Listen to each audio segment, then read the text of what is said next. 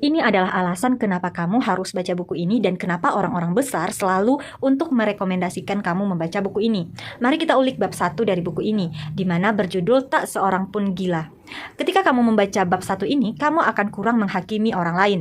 Karena pada dasarnya, kita cenderung untuk menghakimi orang lain dari keputusan yang dia ambil. Tapi setelah membaca buku ini, kamu akan mengetahui bahwa keputusan itu didasarkan dari informasi. Dan informasi yang diambil, kita rasa adalah informasi yang sangat tepat, di mana kita merasa kerja dunia 80% bekerja seperti itu. Nah, pada intinya, informasi ini terjadi karena pengalaman kita. Kenapa begitu? Karena pengalaman sebenarnya dia memiliki pengaruh yang lebih besar dibandingkan teori-teori yang kita ketahui, walaupun teori ini sudah berdasarkan data. Nah, dari kebanyakan orang ini mengambil keputusan lebih cenderung bertolak kepada pengalaman mereka.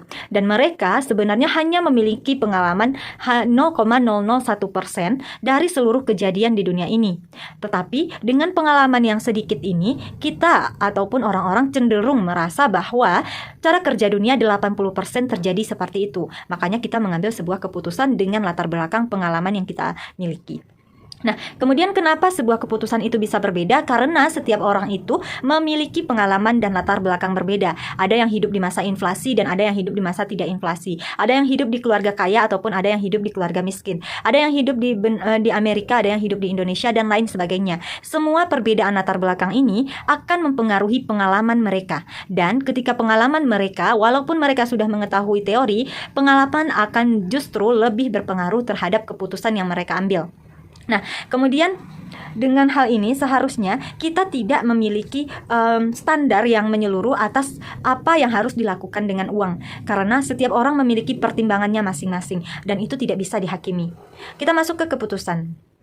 Nah, ketika seseorang mengambil sebuah keputusan, kita mungkin merasa orang itu mengambil keputusan yang gila. Namun sebenarnya kalau kita melihat dari sisi pandang orang tersebut, keputusan itu adalah keputusan yang paling masuk akal di dalam dirinya. Contoh kasus yang ada di dalam bab 1 ini adalah tentang kritikan orang-orang, dan kebanyakan orang mengkritik bahwa ada sebuah pabrik industri elektronik di mana mereka memiliki gaji atau mengontrak karyawannya dengan sangat buruk. Dan orang-orang tentu tidak setuju dengan hal itu. Tapi tahukah kamu, ada seorang keponakan dari salah satu orang yang bekerja di sana, dia malah berpendapat positif. Kenapa begitu? Karena pada saat itu, sebelum tantenya ini bekerja di tempat tersebut, dia malah bekerja sebagai seorang PSK dan bekerja di tempat pabrik elektronik yang menurut kebanyakan orang itu adalah sangat buruk dan tidak baik. Itu merupakan pilihan yang lebih baik dari kehidupannya sebelumnya. Nah, itulah salah satu contoh mengapa kita tidak perlu menghakimi semua pilihan orang lain, karena setiap keputusan orang memiliki latar belakang berbeda dan keputusan yang dia ambil adalah keputusan yang paling masuk akal jika disangkut pautkan dengan pengalaman dan apa informasi yang didapatnya. Buat kamu yang ingin lebih lanjut mengetahui isi buku ini, langsung saja cek di manapun, yang penting beli yang ori. Terima kasih.